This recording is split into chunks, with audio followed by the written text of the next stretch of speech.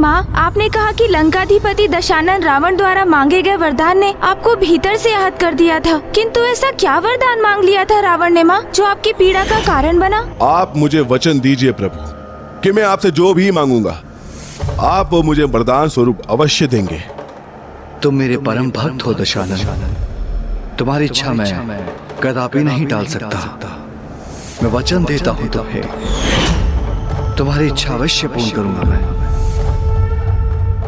कहो दशानन, क्या वरदान चाहते हो तुम? यदि तुम अपनी माता के लिए कुछ करना ही चाहते हो तो उस शिवलिंग के स्थान पर स्वयं शिव को, महादेव को यहाँ पे लेके आओ। मुझे आप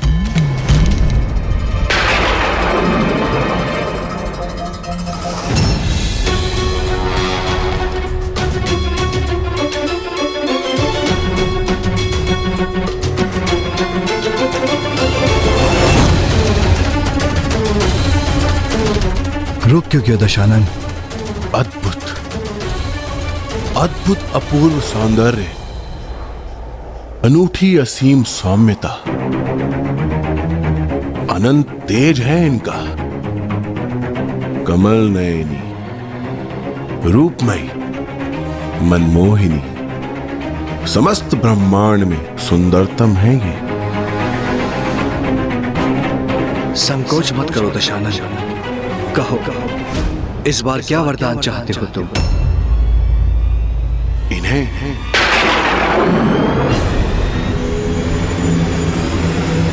आपके वरदान स्वरूप इन्हें चाहता हूं मैं, आपके वरदान स्वरूप इन्हें चाहता हूं मैं।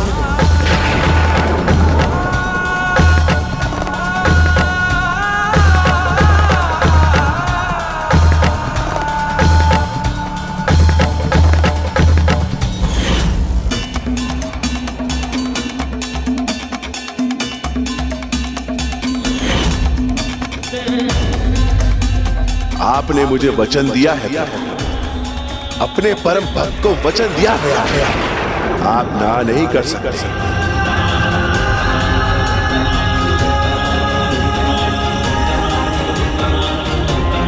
हे प्रभु, आपको प्रसन्न करने हेतु जिसने आपको अपना शीश अर्पित किया, अपनी आंतों से आपके नाम की धुन उत्पन्न, आपका परम भक्त अर्थात मुझे आप अपना दिया वचन टाल नहीं सकते।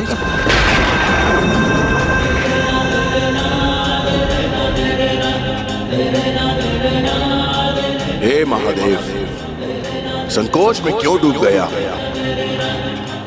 अपने वचन को पूर्ण करने हेतु, मेरी भक्ति का फल देने हेतु, हे करुणा निधान भोले शंकर,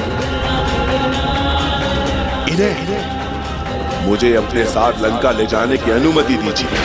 मुझे अपने साथ लंका ले जाने की अनुमति दीजिए।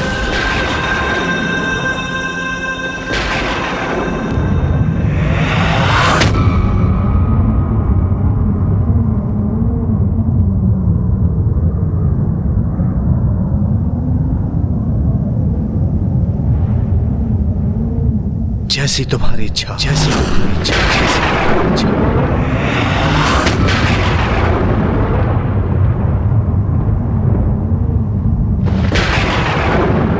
जय शिव शंकर शंभो।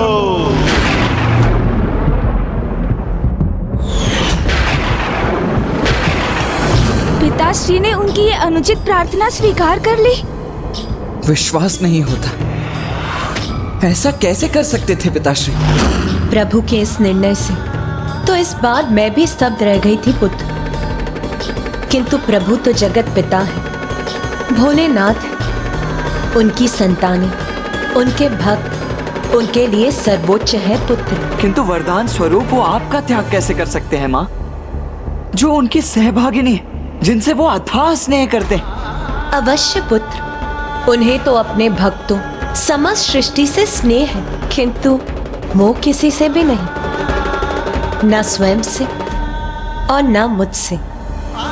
स्वामी तो कमल पुष्प की उस पंखुड़ी के समान है, जिस पर ओस की बूंदें गिरती तो अवश्य है, किंतु टिक नहीं पाती। उसी प्रकार कोई भी मोह उन्हें प्रभावित नहीं करता, क्योंकि स्वामी तो समस्त सांसारिक मोह माया से परे है। किंतु वो उस दुष्ट को आपको अपने साथ ले जाने की अनुमति कैसे दे सकते हैं? आप तो उनकी अर्धांगिनी है ना माँ? मैं उनकी अर्धांगिनी हूँ, इसीलिए तो उसकी इच्छा स्वीकार करने में तनिक भी संकोच नहीं हुआ महादेव, क्योंकि हम दोनों एक दूसरे से पृथक नहीं, हम दोनों तो एक दूसरे के पूरक हैं, अर्धनारेश्वर हैं। और स्वामी को ये ज्ञात था कि हम दोनों को कोई एक दूसरे से विलग नहीं कर सकता, इसीलिए स्वामी ने मुझे दशानन के साथ जाने दिया, रोका नहीं। किंतु मेरे सौंदर्य से प्रभावित होकर वो दशानन ये नहीं समझ सका कि यदि स्वामी जगत पिता है तो मैं जगत जननी हूँ और इस प्रकार मैं उसकी भी माता हूँ। किंतु अब उस पर स्वामी का परम भक्त होने का दंभ छाया था, और जिस पर ऐसे दंभ का प्रभाव उसे कुछ भी समझाया नहीं जा सकता। इसीलिए इस बार मैं भी उसके साथ जाने के लिए विवश थी। शीघ्र चलिए देवी, मैं आपको अपनी स्वर्ण नगरी दिखाने के लिए उत्सुक हो रहा हूँ। आइए।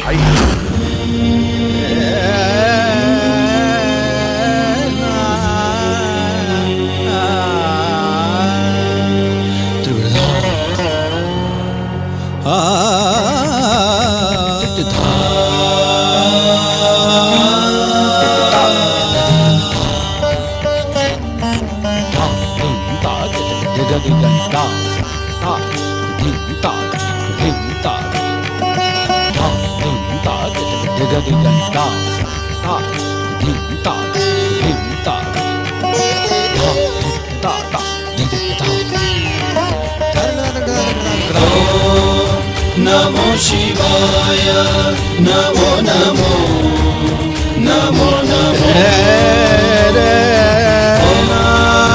नमो शिवाय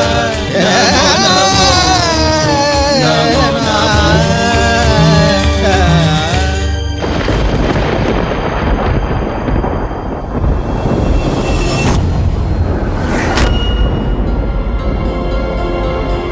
आइए देवी।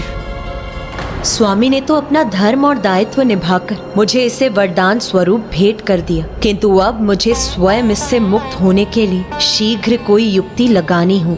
नहीं, मैं तुम्हारे पुष्पक विमान पर आरूढ़ होकर वायु मार्ग से नहीं जाना चाहती। मैं तो अपने पांव पर चलकर दक्षिण दिशा में बढ़ना चाहती हूँ, जिससे मैं लंका के मार्ग में आने वाले प्राकृतिक सौंदर्य का आनंद उठा सकूं।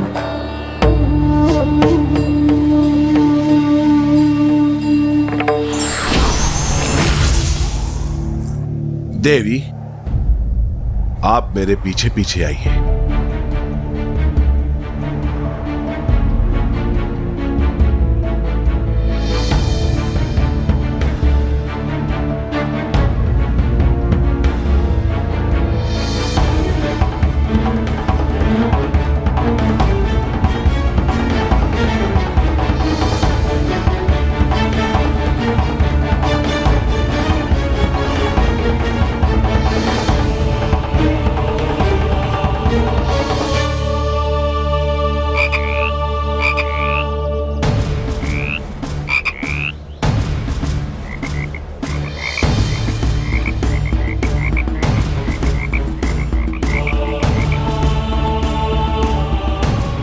इसने जो किया वो सौंदर्य के मोह में आकर किया, तो सौंदर्य की माया का प्रयोग कर ही इससे छुटकारा पाना संभव है। इस दुष्ट के लिए तो यही मिलने उपयुक्त होगी।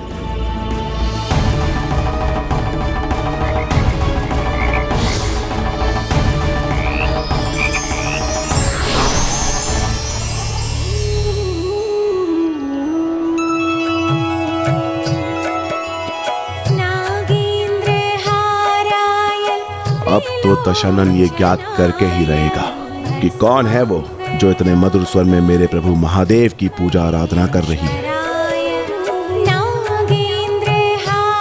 अरे शीघ्र चलो, बहुत विलंब हो रहा है। अब चाहो तो अपने पुष्पक विमान को भी बुला लो, हम उस पर आरूढ़ होकर भी चल सकते हैं। अचानक ये इतने शीघ्र यहाँ से क्यों जाना चाहती है?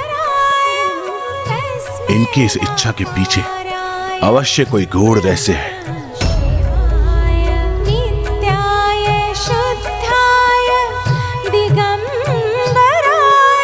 इतनी मधुर वाणी में कौन मेरे प्रभु का गुणगान कर रहा है?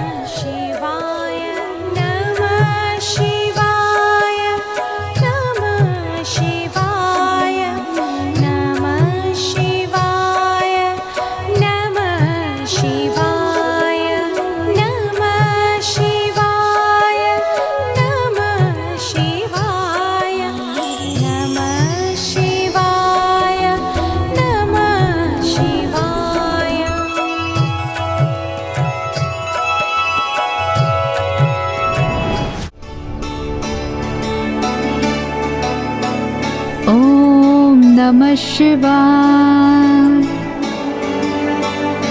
अरे मैं तो यहाँ हूँ, फिर तुम उस दिशा में क्यों आगे बढ़ रहे? अंततः ये मूर्ख मेरी युक्ति में उलझ ही गया।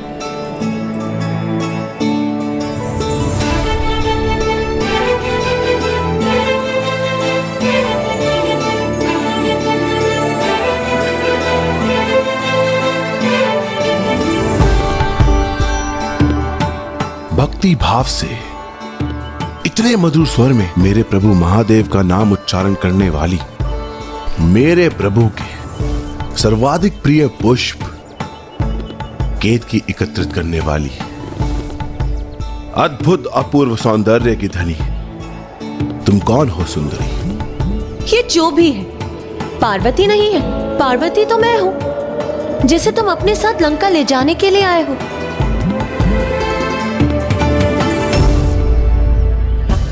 इस सुंदरी के कुछ कहने के पूर्व ही इन्होंने उत्तर क्यों दिया? उसे कुछ कहने क्यों नहीं दिया? कहीं ये मुझसे कुछ छिपाना तो नहीं चाहती? कहीं ऐसा तो नहीं कि जिन्हें मैं अपने साथ ले जा रहा हूं वो देवी पार्वती नहीं, और वास्तविक देवी पार्वती तो ये सुंदरी है जो मेरे समक्ष आई है, और मैं कहीं ये समझ न जाऊं इसलिए ये मुझे यहां से दूर ले जाना चाहती है। आपके वरदान स्वरूप इन्हें चाहता हूं मैं, आपके वरदान स्वरूप इन्हें चाहता हूं मैं। जैसी तुम्हारी इच्छा। प्रभु ने भी इतनी सहजता से इन्हें मुझे अपने साथ ले जाने की अनुमति दे दी, अर्थात वास्तव में कुछ तो अनुचित हो रहा है मेरे साथ। अवश्य मुझे मूर्ख बनाया जा रहा है। सुंदरी, मेरा उत्तर दो, बताओ कौन हो तुम? मैं मंदोदरी हूँ। असत्य कह रही हो तुम जो इस समस्त ब्रह्मांड में सर्वाधिक सौंदर्यता की स्वामिनी हो। अवश्य वास्तव में तुम ही देवी पार्वती हो, और ये देवी पार्वती नहीं। इसलिए प्रभु ने बिना कुछ कहे इतनी सहजता से इन्हें मेरे साथ भेज दिया। अपने परम भक्त के साथ छल किया महादेव ने।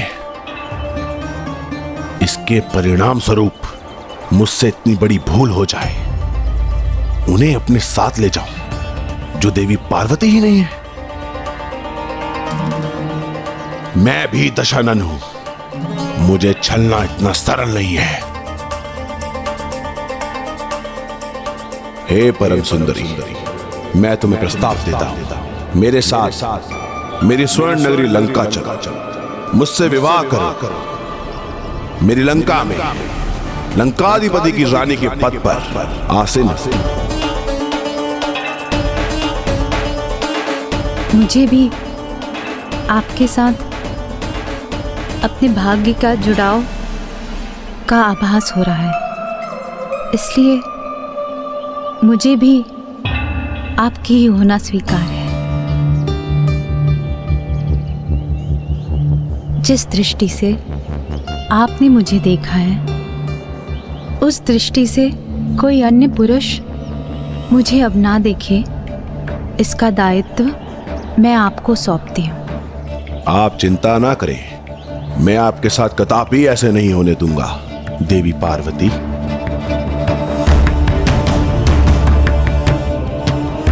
मैं पार्वती नहीं, मैं मंदोदरी हूँ। आप कितना भी कह लें, किंतु मुझे पूर्ण विश्वास है कि सर्व सुंदरी आप ही हैं, इसलिए आप ही देवी पार्वती हैं। किंतु आपकी इच्छा यही है कि मैं आपको मंदोदरी के नाम से पुकारूं, तो वो भी स्वीकार है मुझे। आइए देवी मंदोदरी, आइए मेरे साथ चलिए। किंतु फिर मैं क्या करूं? मुझे तो तुम अपने साथ ले जाने वाले थे। महादेव ने वरदान स्वरूप मुझे तुम्हें सौंपा था। महादेव ने तुम्हें मेरे साथ भेजकर छल करने का प्रयास किया है। ऐसी आशा नहीं थी मुझे महादेव से। वास्तव में तुम देवी पार्वती हो ही नहीं। जाओ, लौट जाओ उनके निकट। आइए, चलिए मेरे साथ।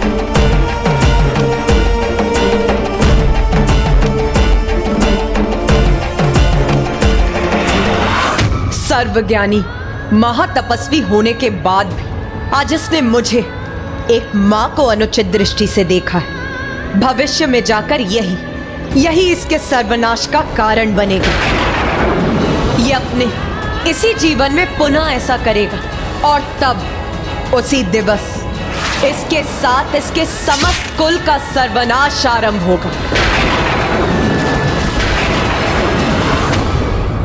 आपने तो अत्यंत उत्तम युक्ति का प्रयोग किया माँ। उनके सौंदर्य के मोह को बढ़ावा देकर स्वयं को उनसे मुक्त करवा लिया। कैसे है वो दशानन? उनके व्यक्तित्व में भी विचित्र विरोधाभास है। एक ओर तो ऐसा परम ज्ञानी, इतना महान भक्त है वो, और दूसरी ओर इतना बड़ा मूर्ख भी है। ना वो अपने आराध्य द्वारा दिए गए वरदान में विश्वास रख सके और ना ही उन जगत जननी को ही पहचान पाए जो पूरे संसार की माँ है। व्यक्ति कितना भी महाज्ञानी क्यों ना हो जाए, यदि वो विकार ग्रस्त रहता है तो उसका ज्ञान भी उसका साथ नहीं देता। फिर क्या हुआ माता? देखिए माता, मैं किन्हें अपने साथ लेकर आया हूँ। मेरे शिव, मेरे प्रभु यहाँ आ ही गए।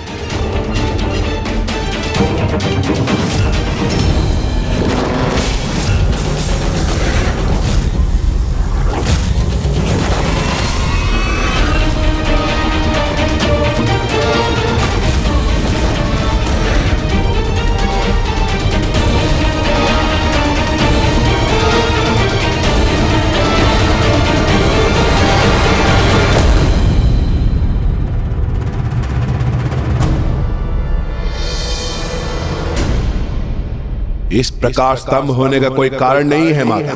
मैं प्रभु महादेव को नहीं, किंतु देवी पार्वती को साथ लाया और ये अब यहीं रहेंगे। माता पार्वती, हे जगत जननी, रुक जाइए। हे माता पराशक्ति, मेरा प्रणाम स्वीकार करें। त्रिलोक स्वामिनी, आप मुझसे बड़ी हैं, आप मुझे इस तरह से सम्मानित करें, ये आपको शोभा नहीं देता। मैं जगत जननी नहीं, पराशक्ति नहीं, त्रिलोक स्वामिनी नहीं। आप लोगों से मुझे पहचानने में भूल हो रही है। मैं तो एक साधारण नारी हूँ, मायासुर की पुत्री।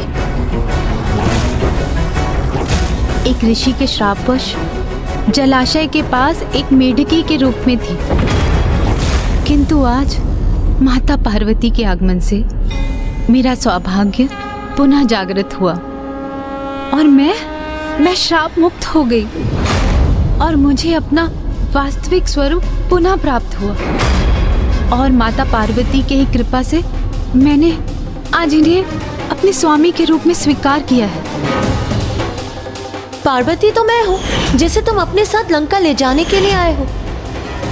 मैं मंदोदरी हूँ। नहीं, ये सत्य नहीं, ये कदापि सत्य नहीं। नहीं स्वामी, सत्य यही है। इसे पहचानने में आपसे भूल हुई है।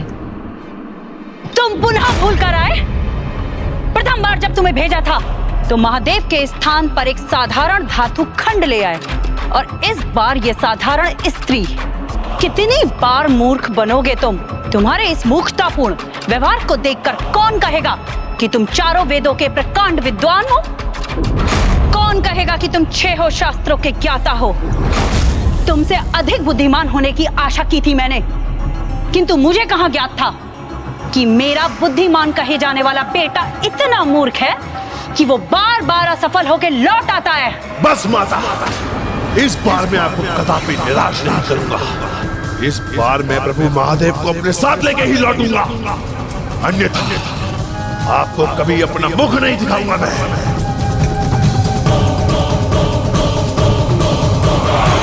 और अब वो महादेव को अपने साथ लंका ले जाने, अपनी माता को दिया गया प्रण निभाने पुनः यहाँ आया।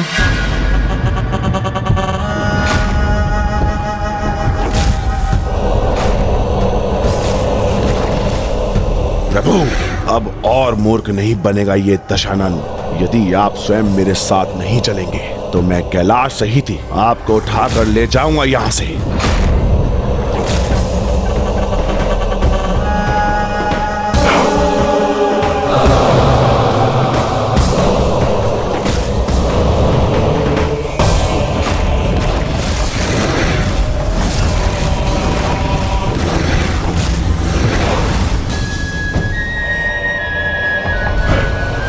जय भोले शिव शंकर।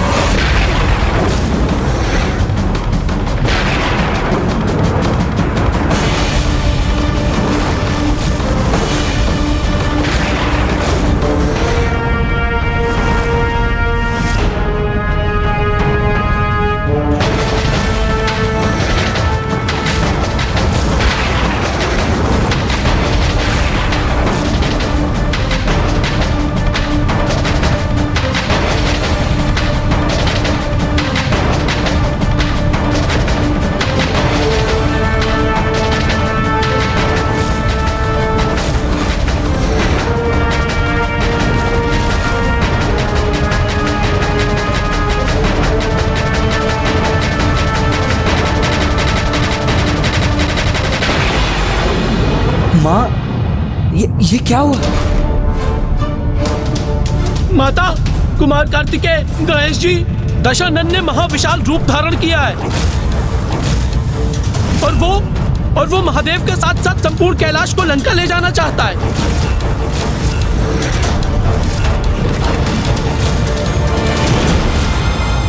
इतना बल है दशानन की भुजाओं में कि मैं कैलाश पर्वत को ही उठा लूंगा।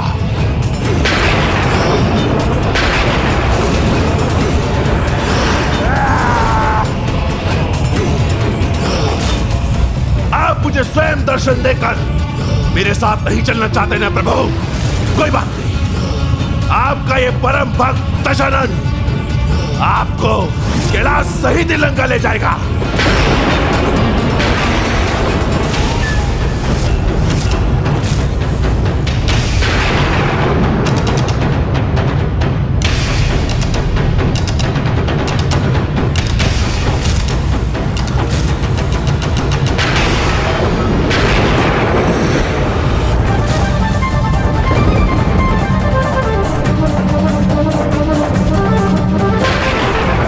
पिताश्री यहाँ इतने गहन ध्यान में लीन है और ये दुष्ट यहाँ ऐसा उपद्रव करने का दुस्साहस कर रहा है। इसीलिए माँ, अब आप मुझे ही अनुमति दीजिए। जिन हाथों से ये दुष्ट कैलाश को उसके स्थान से उठाने का प्रयास कर रहा है, मैं अभी जाकर उसके शरीर से ही उसे विलग कर देता हूँ। शांत हो जाइए भैया, उनका ये कृत्य सर्वथा अनुचित है, किंतु वो भी तो एक महान शिव भक्त है, इसलिए हमारा उन्हें कोई क्षति पहुंचाकर उन्हें रोकना भी तो उचित नहीं। इसलिए इसका तो कोई अन्य उपाय ही करना होगा हमें। आप मुझे अनुमति दीजिए माँ, मैं जाकर उन्हें समझाने का प्रयास करता हूँ। भक्ति को ही जिसने अपना हठ मान लिया हो, उसे समझाने का प्रयास व्यर्थ है गणेश जी। हाँ पुत्रों, भगवान और भक्त के मध्य किसी अन्य का हस्तक्षेप करना मर्यादा का उल्लंघन होगा। और फिर तुम्हारे पिताश्री की दृष्टि से कुछ भी नहीं छिपा है। वो ध्यान में लीन होकर भी सचेत है। मुझे पूर्ण विश्वास है, समय आने पर स्वामी अपने इस भक्त को उचित सीख अवश्य देंगे।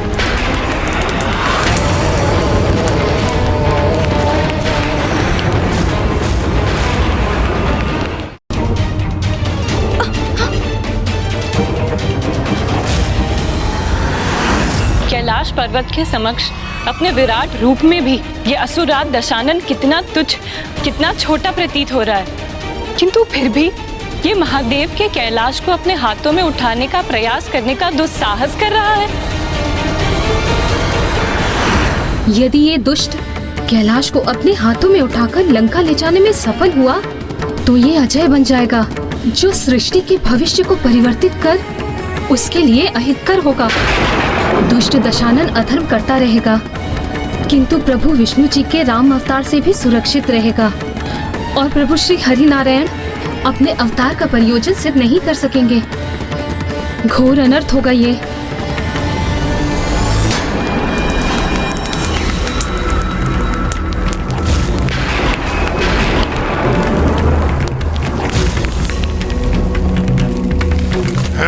मैं अपने समस्त हाथों का प्रयोग करता हूं।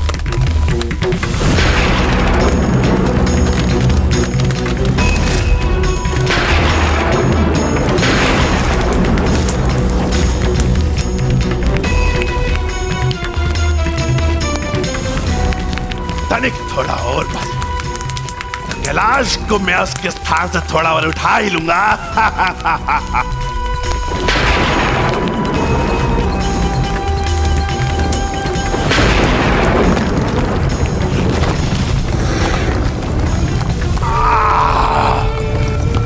जय शिव शंकर शंभो, हर हर महादेव।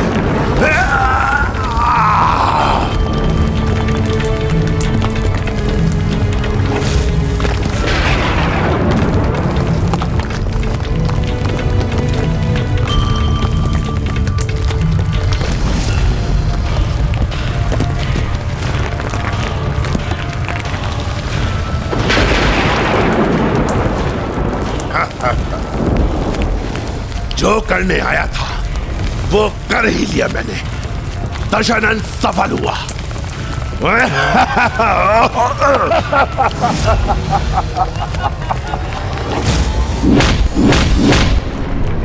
ओह, तो ये मेरा मात्र एक भ्रम था।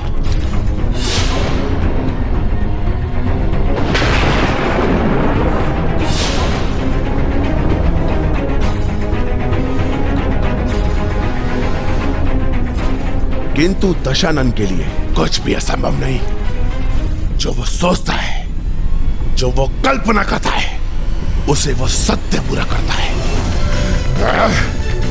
हर हर महादेव।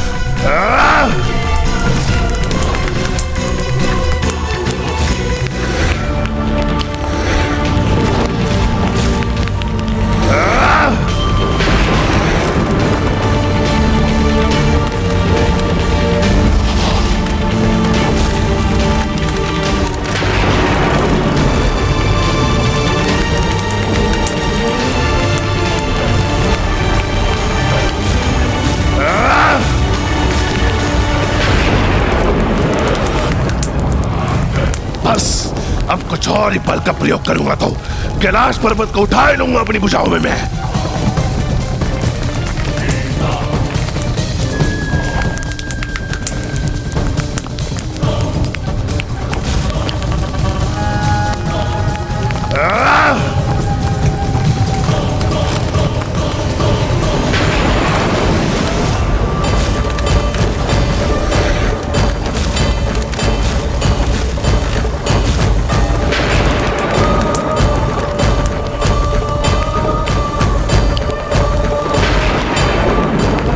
महादेव, और कब तक सहेंगे इस मूर्ख भक्त की मूर्खता?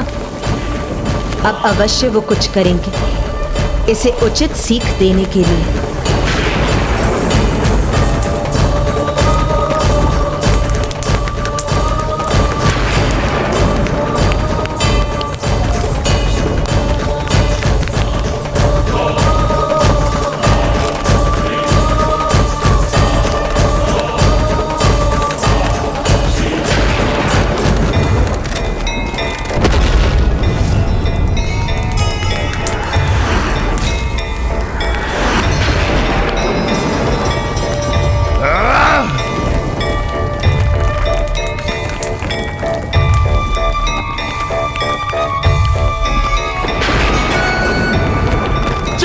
शिव शंकर शंभो, हर हर महादेव।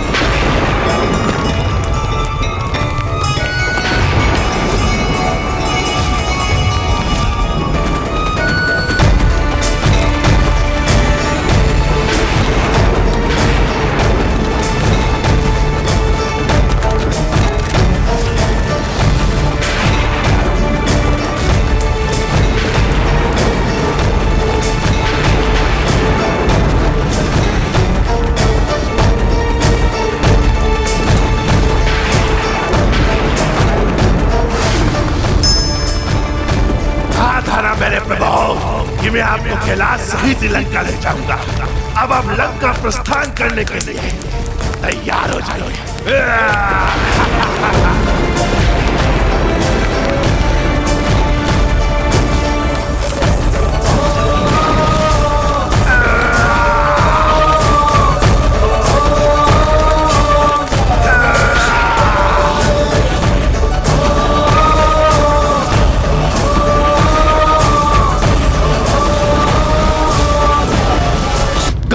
मेरे प्रभु कि मैं आपको कैलाश सहित लंका ले जाऊंगा।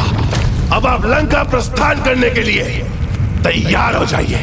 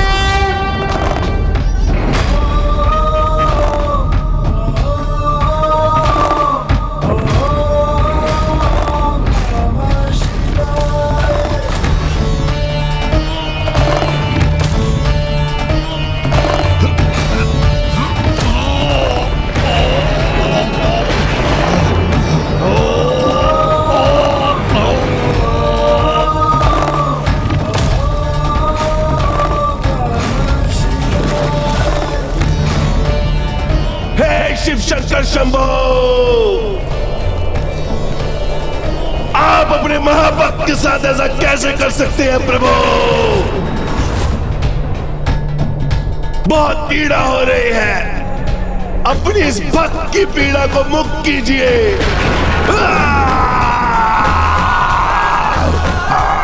मुक्त कीजिए प्रभु, कीजिए प्रभु।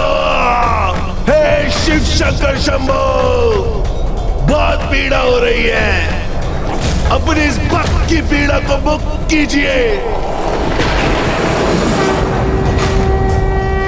पिताश्री, ये असुर राज तो बहुत विचित्र भक्त है आपका। भक्ति भी आपकी ही करता है और आपके ध्यान में व्यवधान भी उत्पन्न कर स्वयं को कष्ट में भी डालता है और फिर आपसे ही स्वयं को उस कष्ट से मुक्त करने की गुहार भी लगाता है।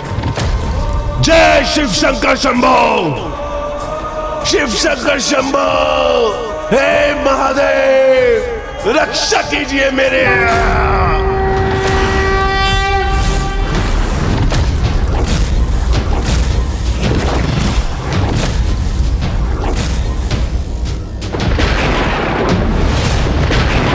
जटाटवी गरज्ज्वलं प्रवाहपावितस्थले कलेवलं यनम्बितां भुजङ्गतुङ्गमालिकां डमड्डमड्डमड्डमन्निनादमड्डमर्भयं चकार चण्डताण्डवं करोतु नः शिवः शिवम्।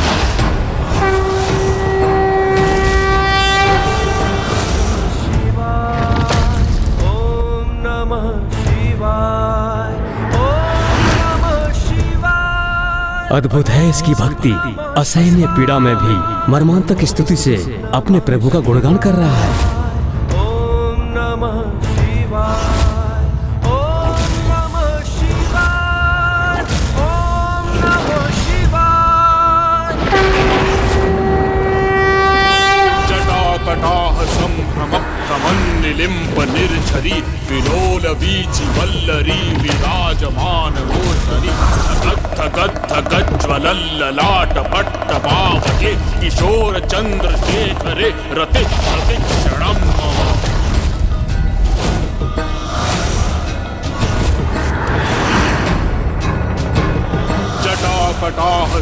भ्रमन्निलिम्प निर्झरी विलोलवीचि वल्लरी विराजमान मूर्धनि पुरद्दिगन्त सन्तति प्रमोदमान मानसे कृपाकटाक्ष धोरणि निरुद्ध दुर्धरापदि क्वचित् दिगम्बरे मनो विनोदमेतु वस्तुनि।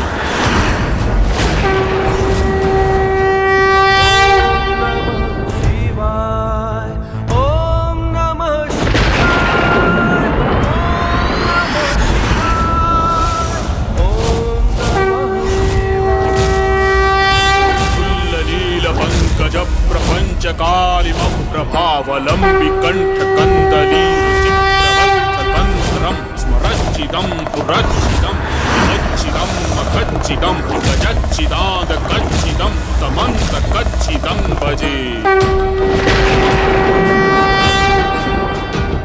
रावण द्वारा गायन किए जा रहे हैं। महादेव की इस स्तुति की दिव्यता ही कुछ ऐसी है कि वो किसी को भी तांडव करने पर विवश कर दें। प्रबोधमान मानसे कृपाकटाक्ष धोरणि निरुद्ध दुर्धरापदि क्वचित् दिगंबरे मनो विनोदमेतु वस्तुनि। वर्षों बीत गए किंतु इसका आर्तनाद तो रुक ही नहीं रहा।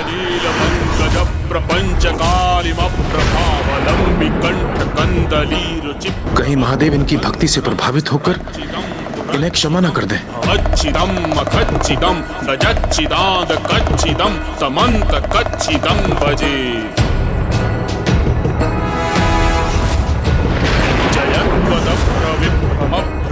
भुजंगमश्वसत् विनिर्गमत्क्रमस्फुरत् कराल भाल हव्यवाढ्यमिद्धिमिद्धिमिद् फनन्मृदंग तुंगमंगल ध्वनिक्रम प्रवर्तित प्रचंड तांडव शिव।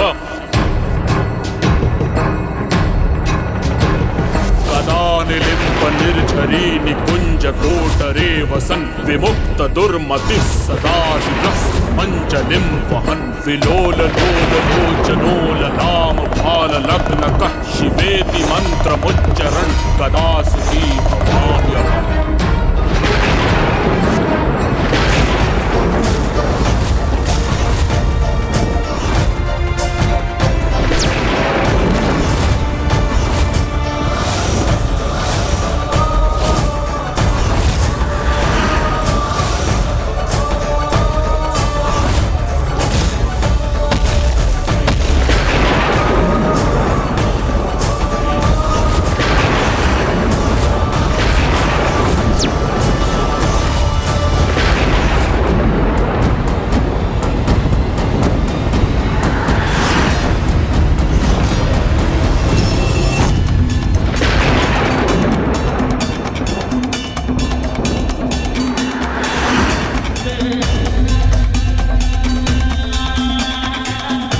इसकी भक्ति से अत्यंत प्रभावित हो रहे हैं प्रभु। कहीं वो उसकी मनोकामना पूर्ण करने हेतु इसे वरदान न प्रदान कर दे। हाँ माँ, क्योंकि पिताश्री ने दशानन को यदि अभी दर्शन दिए तो वो अवश्य उनसे यही वरदान मांगेगा कि वो कैलाश का परित्याग कर उनके साथ लंका ही चले जाएं। किंतु पिताश्री को भक्त की भक्ति को फलित करने से भला कौन रोक सकता है?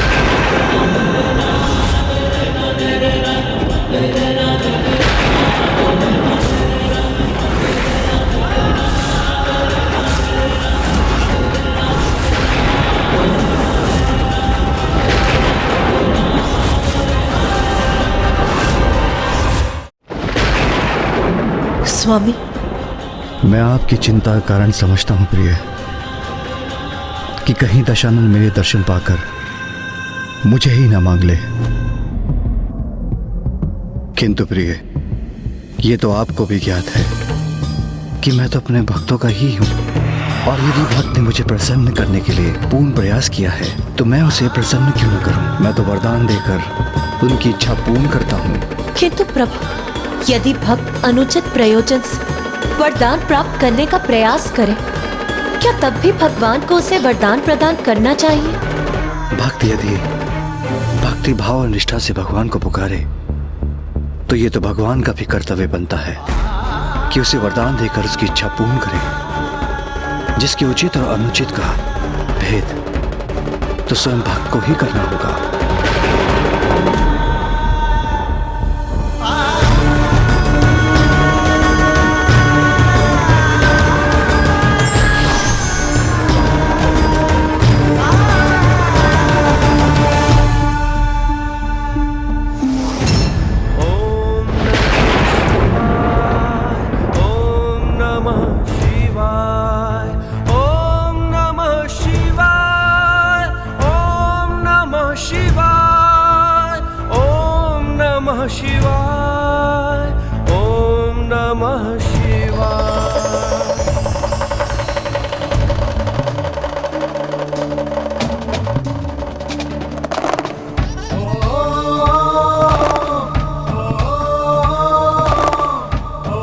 हे शिव शंकर शंभु, मेरे आराध्य अपने परम भक्त दशानन का प्रणाम स्वीकार कीजिए प्रभु।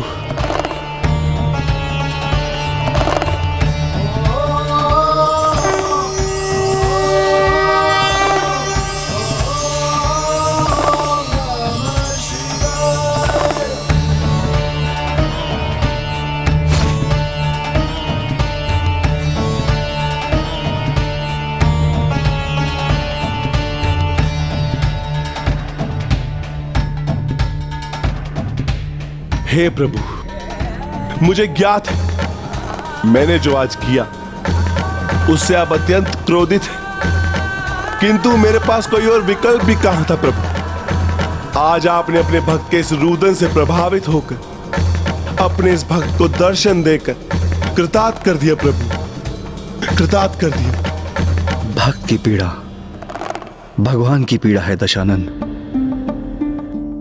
तुम्हें जो कष्ट हो रहा था तुम्हारा आराध्य होने के कारण मैं भी उस कष्ट का अनुभव कर रहा था, और भक्ति की वेदना से भरा तुम्हारा विलाप, वो कर्कश रुदन जिसका श्रवण कर सभी विचलित हो उठे थे, और ऐसा रुदन करने वाले को रावण कहां जाना चाहिए। इसलिए आज से तुम्हारा यही नाम होगा, रावण रावण रावण रावण रावण।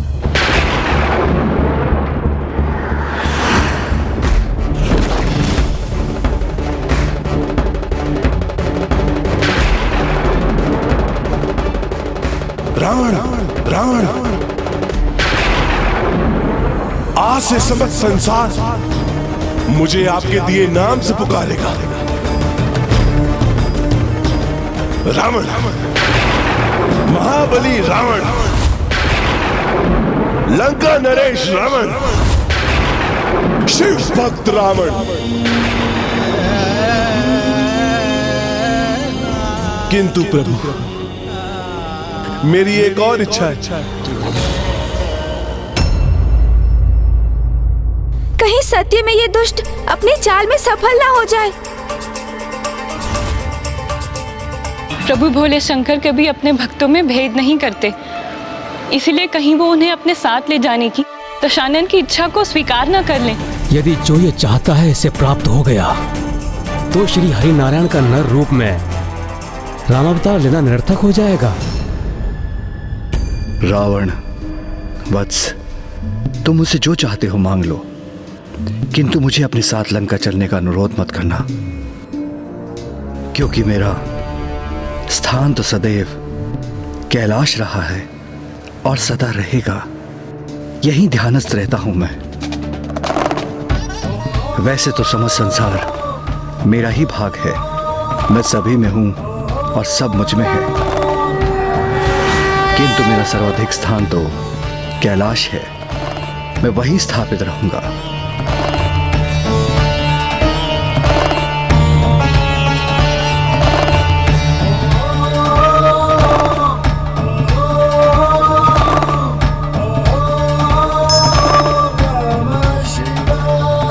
बस माता, इस बार मैं आपको कदापि निराश नहीं करूंगा। इस बार मैं प्रभु महादेव को अपने साथ लेके ही लौटूंगा, अन्यथा आपको कभी अपना मुख नहीं दिखाऊंगा मैं। जाने से पूर्व अपनी माता का आशीर्वाद नहीं लोगे पुत्र?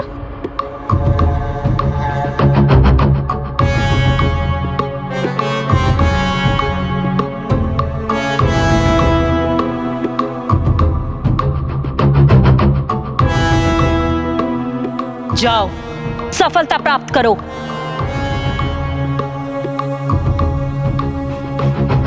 किंतु स्मरण रहे, बुद्धि का प्रयोग कर, प्रत्यक्ष रूप से नहीं अपितु परोक्ष रूप से प्रभु से लंका में स्थित होने का अनुरोध करना, तो तुम अपने प्रयोजन में अवश्य सफल होगे।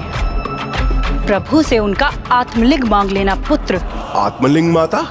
उनके आत्मलिंग के स्थापित होने का यहाँ ये अर्थ होगा कि स्वयं महादेव की आत्मा लंका में वास करे और उसके बाद लंका नगरी सदैव के लिए शिव शरणागत हो जाएगी और तुम सदा के लिए सुरक्षित। इसलिए मात्र आत्मलिंग ही मांगना पुत्र। कहो रावण,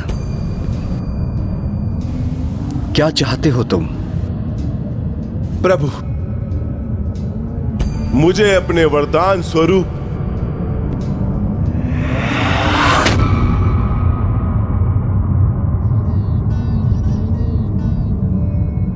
आपका आत्मलिंग चाहिए, आपका आत्मलिंग चाहिए।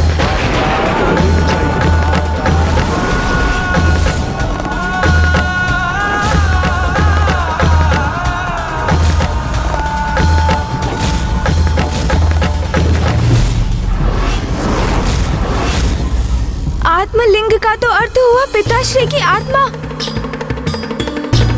अर्थात परोक्ष रूप से उन्होंने पिताश्री को अपने साथ लंका ले जाने का ही वरदान मांग लिया माँ।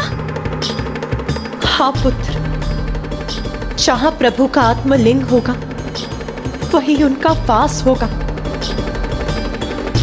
हे प्रभु, मुझे बस आपका आत्मलिंग चाहिए। मैं उसे अपने साथ लंका ले जाकर स्थापित करूंगा और जीवन भर आपकी भक्ति में लीन रहूंगा प्रभु। एक बार पुनः विचार कर लो रावण, अग्नि के उतने ही समीप जाना चाहिए जहां वो उसके ताप को सह सके। किसी जलाशय के जल में उतना ही गहरा जाना चाहिए जहां व्यक्ति श्वास ले सके। और किसी भक्त को भी अपने भगवान से वही वरदान मांगना चाहिए जिसे वो संभाल सके। मैं तुम्हें एक और अवसर देता हूं, क्योंकि कदाचित तुम्हें मुझसे कुछ अन्य मांगना चाहिए। हे प्रभु, क्या आपको मुझ पर, मेरी भक्ति, मेरी शक्ति, मेरे अनुष्ठान, मेरे वेद ज्ञान पर संदेह है प्रभु? आपको ऐसा क्यों प्रतीत होता है प्रभु कि मैं आपके सानिध्य के योग्य नहीं? क्या मैं आपके आत्मलिंग को लंका में संभाल नहीं सकूंगा? प्रभु, रावण इतना अयोग्य नहीं। यह मेरा दृढ़ निश्चय है कि मैं लंका आपके आत्मलिंग के साथ ही लौटूंगा, क्योंकि मैंने अपनी माता को वचन दिया है। तो अपने भक्त के वचन को निभाने का अवसर देकर उसका मान रखिए प्रभु। आप स्वयं मेरे साथ लंका चले, अन्यथा अपने आत्मलिंग स्वरूप प्रदान करें प्रभु।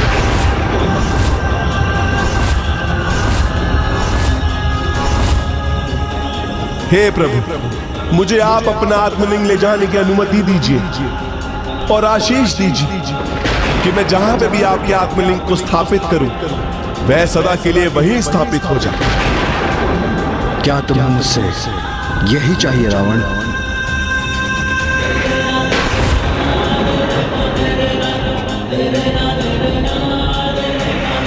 उचित है रावण, मैं तुम्हें अपना आत्मलिंग प्रदान करता हूं, प्रदान करता हूं।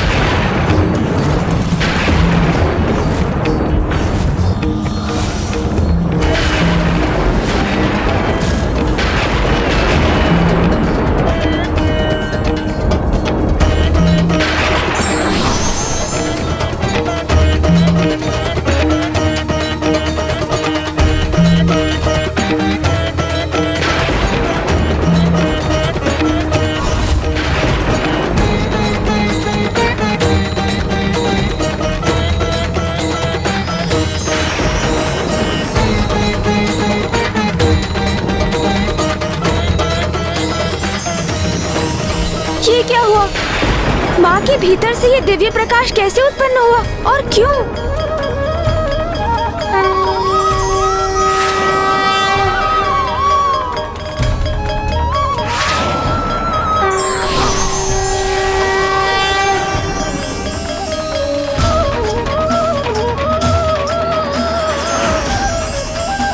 स्वामी, यदि आपकी आत्मा प्रस्थान करेगी तो मेरी आत्मा को भी आपका साथ देना, आपके साथ जाना ही होगा, क्योंकि जहां आप हैं वहीं मैं हूं स्वामी। क्योंकि हम दोनों तो एक दूसरे के पूरक हैं, हम दोनों एक दूसरे से विलग कहां।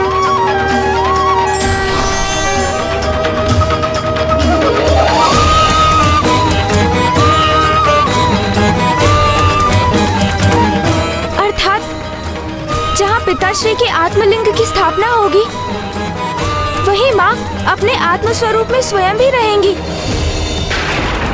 इसका अर्थ तो यही हुआ कि दशानन ने तो वास्तव में वरदान स्वरूप पिताश्री से वही मांग लिया जिससे सर्वोच्च तो कुछ हो ही नहीं सकता।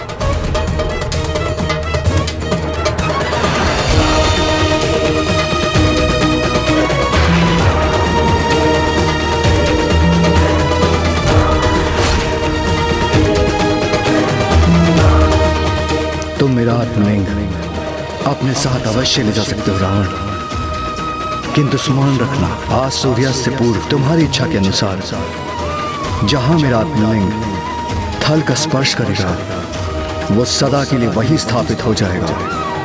प्रभु, एक बार आपका ये आत्मलिंग मेरे हाथ में स्थान ग्रहण कर ले तो फिर वो लंका में जाके ही उतरेंगे और फिर वहीं स्थापित होंगे, उससे पूर्व नहीं।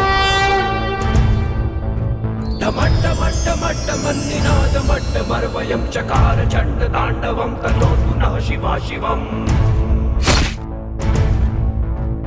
ओम नमः शिवाय, ओम नमः शिवाय, ओम नमः शिवाय, ओम नमः शिवाय, ओम नमः शिवाय, ओम नमः शिवाय।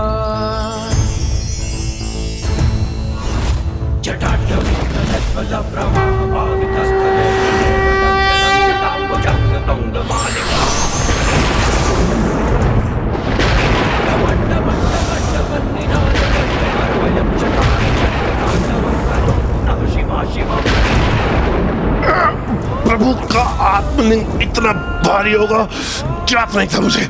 इसे संभालना तो अत्यंत कठिन हो रहा है मेरे लिए। प्रभु का आत्मलिंग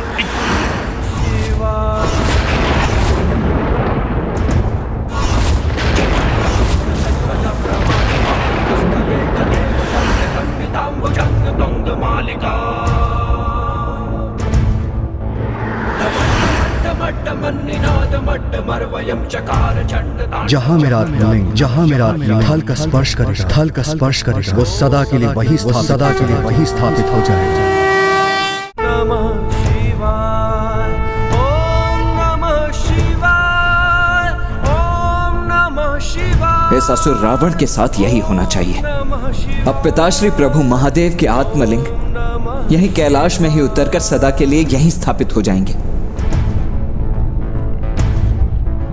ओम नमः शिवाय, ओम नमः शिवाय, ओम नमः शिवाय, ओम नमः शिवाय, ओम नमः शिवाय, ओम नमः शिवाय, ओम नमः शिवाय, ओम नमः शिवाय, ओम नमः शिवाय, ओम नमः शिवाय, ओम नमः शिवाय। जटाटवी कलशप्रवाह भावितस्थले कलेवलम्ब्य लम्बिताम्बुजंग तुंगमालिका। प्रभु के आत्मलिंग का भूमि समर्पण तो लंका पहुंचने पर ही होगा। सावधान रहना दशानन, जो मैंने कहा उसे स्मरण रखना। ओम नमः शिवाय, ओम नमः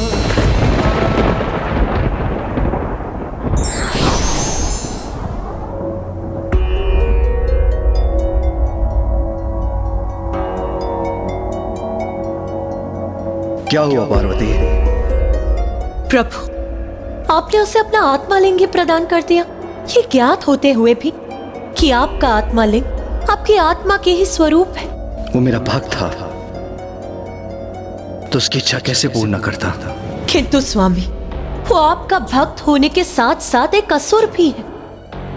देव अथवा दानव दोनों हमारे ही संतानें हैं। किंतु अपनी संतान को इतनी स्वतंत्रता भी नहीं देनी चाहिए कि वो अनर्थ ही कर दे।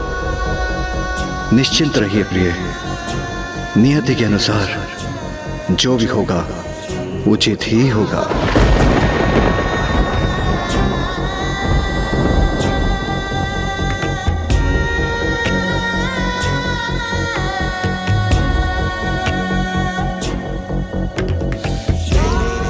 कैसे निश्चिंत हो जाऊं? स्वामी तो भोलेनाथ है। एक अहंकारी असुर को अपना आत्मलिंग प्रदान करके कैसे शांति से ध्यान में लीन है। यदि वो प्रभु के आत्मलिंग को लंका ले जाने में सफल हो गया तो महादेव और माता को सदा के लिए लंका में ही वास करना होगा। कि तो स्वामी इसकी चिंता क्यों नहीं कर रहे कि प्रभु का आत्मलिंग लंका में स्थापित होते ही वहां के असुरों को स्वामी की छत्र छाया प्राप्त हो जाएगी। फिर उनका विनाश करने हेतु भ्राता श्री हरि नारायण राम अवतार लेकर भी उनका विनाश करने में असमर्थ होंगे।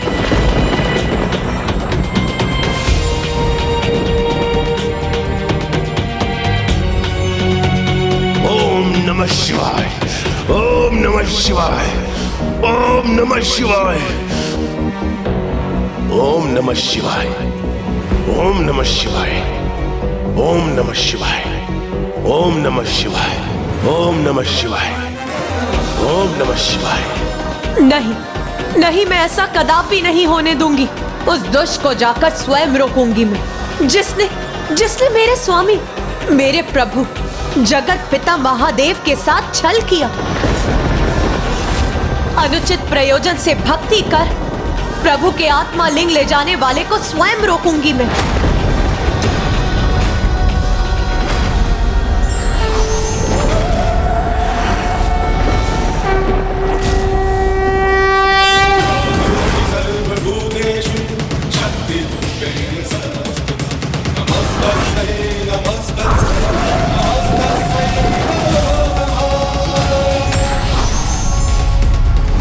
रुक जाइए देवी पार्वती, आप कुछ भूल रही हैं। दशानन भक्ति की मर्यादा को लांघ रहा है। वो ये भूल गया है कि मैं उसका एक ही पल में सर्वनाश कर दूंगी। ये वो दुष्ट भूल रहा है। किंतु आप भूल रही हैं कि स्वयं महादेव उसके साथ हैं। उसे महादेव के आत्मलिंग का सानिध्य प्राप्त है। ओम नमः शिवाय, ओम नमः शिवाय। तब मैं उस पर कैसे प्रहार कर सकती हूँ?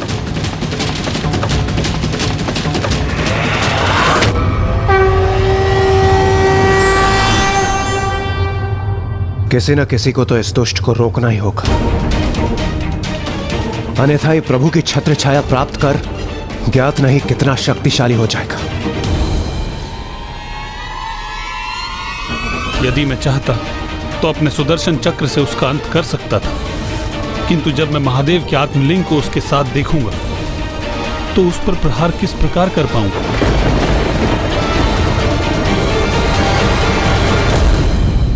यदि उस असुर को रोकने का कार्य है दुर्गम कार्यों को सुगम बना देने वाली देवी दुर्गा नहीं कर सकती, जगत के पालनहार श्री विष्णु भी नहीं कर सकते, तो भला कौन कर सकता है?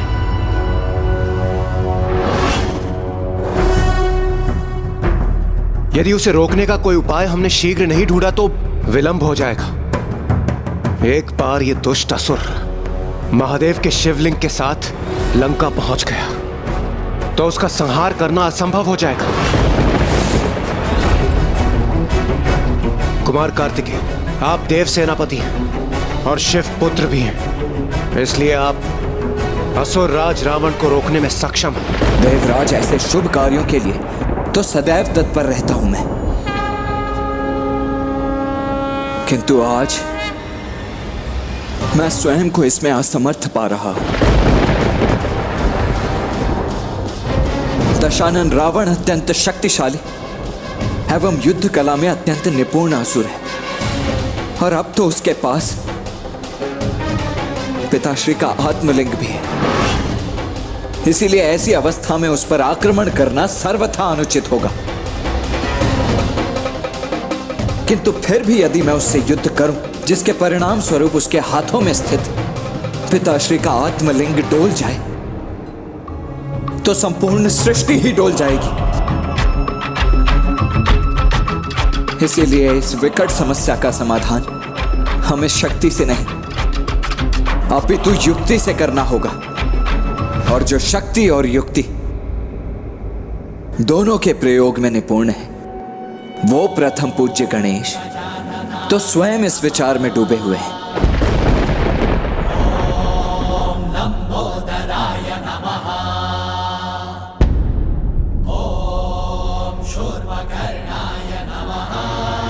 ओम नमः शिवाय, ओम नमः शिवाय, ओम नमः शिवाय।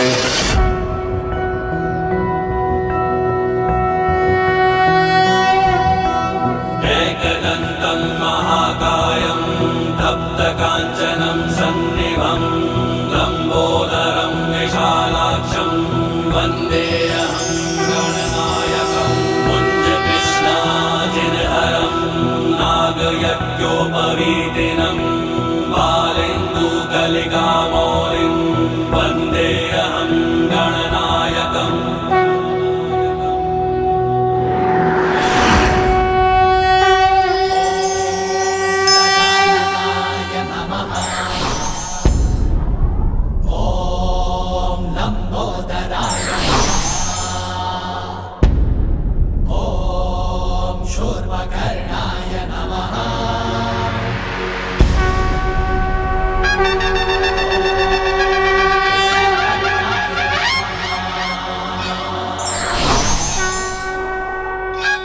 आपको चिंता करने की कोई आवश्यकता नहीं। मैं वचन देता हूँ कि मैं पिताश्री महादेव के आत्मलिंग को लंका कदापि नहीं पहुँचने दूंगा।